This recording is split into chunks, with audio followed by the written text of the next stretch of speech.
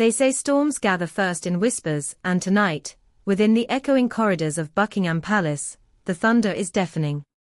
Welcome back, indefatigable royal watchers, seasoned veterans of palace intrigue, and curious newcomers alike. Settle in, because the tale I am about to unfold is no polite garden party anecdote. It is a high-stakes drama, written in centuries-old ink, punctuated by heartbreak, and propelled by rival ambitions that could alter the very line of succession. The British monarchy, that venerable institution, whose jewels glitter beneath chandeliers older than most modern nations, now finds itself trembling on a knife edge. King Charles III, sovereign, reformer, and, more pressingly, patient, is fading before the nation's eyes. His diminishing health spreads unease like fog across the Mall, and every subdued medical bulletin seems to steal a little more certainty from the future crown. Yet the king's frailty, grave though it is, may prove but a shadow compared with the tempest brewing between his sons. Once, Prince William and Prince Harry were poster boys for brotherly affection, partners in mischief, comrades in sorrow, united protectors of their mother's legacy. No longer. The rift between them, once whispered, now yawns like a chasm through which courtiers peer anxiously, wondering what secrets, or scandals, might tumble out next. On the eastern parapet stands William, heir apparent, burnished by public admiration, every inch the dutiful prince. Polite crowds cheer as he pours pints, answers telephones in modest cafes, and slips effortlessly into the role of approachable future king. On the western wall broods Harry, the self-exiled duke, war-scarred in Afghanistan and media skirmishes alike, convinced his truth must outshine protocol even if it scorches ancient parchment on its way to daylight. To grasp the stakes, one must journey north, to Balmoral Castle, where granite walls hold more secrets than all Fleet Street combined. Each summer, the royal family retreats to this misty Highland fortress seeking respite, and this year, confrontation. According to one impeccably placed source, the agenda of the so-called Balmoral Summit revolved around a single incendiary question: what, precisely, should become of the Sussexes? Prince William arrived determined, mindful of the Sunday tutorials Queen Elizabeth II once gave him beside the fire, drilling into him that every royal privilege is tethered to an equal measure of duty. His popularity ratings, now the monarchy's highest, are not a comfort, they are a responsibility. Catherine, Princess of Wales, feels that pressure too. Both know that should Harry's princely style be revoked, shockwaves will buffet their children's generation, as surely as the Union flag flaps above the palace in a gale. Harry, meanwhile, wages a separate war in British courts. In April he strode into the Royal Courts of Justice, impeccably tailored yet clearly aggrieved, determined to secure state-funded police protection whenever he sets foot on UK soil. His argument? That fleeting visits for Queen Elizabeth's funeral and King Charles's cancer diagnosis proved threats can surge without warning. Observers noted his easy warmth that day, handshakes with strangers, selfies beneath the Gothic arches. But eagle-eyed royal correspondents also clocked something else: the glaring absence of the ring of security officers that usually orbits senior royals. To some, it suggested Harry's concerns were justified, to others, it smacked of political theatre. Rewind to January 2020 and the 10th Sandringham Summit. A winter day, when the Sussexes' royal future hung by a silk thread. Harry already knew, insiders say, that his Metropolitan Police detail would evaporate the moment he stepped back from full-time duty. In a gesture equal parts paternal and pragmatic, Charles agreed to underwrite private protection for a transitional period. Far from banishing his son, the king opened the royal purse. Still, 3 years later, Harry remains unsatisfied, convinced no hired bodyguards can match the intelligence network of state security. Why keep fighting? Because, say those close to him, he fears that without uniformed officers, every stroll through Windsor or Soho becomes a roll of the dice. Public sympathy, however, is fickle. Pollsters at YouGov now chart Meghan Markle's favorability, at its lowest ebb since records began. Only a quarter of Britons view Harry positively, a dramatic tumble accelerated by his bombshell memoir and raw interviews. In kitchens from Cornwall to Carlisle, Britons shake their heads. We loved that lad once, what happened?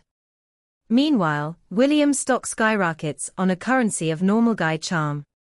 In Birmingham, he slips behind a pub bar to pull pints for astonished locals. A week later, he buys takeaway pizza for paramedics, laughs about football scores, and quietly launches a mental health initiative for first responders. Courtiers hint that these unscripted appearances are anything but accidental. They are William's blueprint for a slimmed-down, people-first monarchy. That model extends to the royal ledger. William, now steward of the billion-pound Duchy of Cornwall, demands line-by-line audits, banishes extravagance, and vetoes perks that smack of gilded excess. Friends say he inherited King Charles's green conscience, but paired it with a millennial abhorrence for waste. No more fleet of unused limousines idling in palace courtyards. No more sprawling banquets for marginal causes. Even Camilla, who once moved comfortably in the soft power shadows, now feels the heat of William's fiscal glare, especially after whispers surfaced that she lobbied for formal titles for her children Tom and Laura, something William believes would muddy the line of succession. Behind these boardroom battles howl the ghosts of the 1990s. The BBC's Panorama interview, "Remember the hushed confession, Diana's eyes glistening under studio lights," now stands exposed as journalistic deceit. Lord Dyson's 2021 report confirmed forged bank statements and manipulation designed to sow paranoia around Diana. For William, that revelation wasn't merely scandal, it was reopening a wound that never truly closed. His determination to shield his mother's memory from further exploitation explains, friends say, the steel behind his smile whenever Camilla steps into a spotlight once reserved for Diana's charity work. And what of Catherine? Those who know her best describe a woman of quiet, but unbreakable resolve, one who endured surgeries and whispered rumors with graceful stoicism. When she steps into public view, radiant yet restrained, she offers the monarchy what some courtiers privately call its last best hope. Her projects on early childhood and mental health are not vanity ventures, but strategic pillars designed to modernize the crown's moral authority. Within the family, she is William's indispensable counsel. Beyond the gates, she is the relatable mother whose school-run photos eclipse designer ball gowns in the tabloids. Yet even Catherine feels the tremors. Should Harry be formally stripped of prince, the media storm will lash every member of the firm. Archie and Lilibet would remain Earl and Lady Dumbarton, yes, but headlines would roar about grandchildren punished for sins of the father. William worries the backlash could sabotage his vision before it takes root. Charles, frail but still father, wrestles with guilt. Camilla, ever pragmatic, counts allies and wonders where she truly fits if William tightens the circle.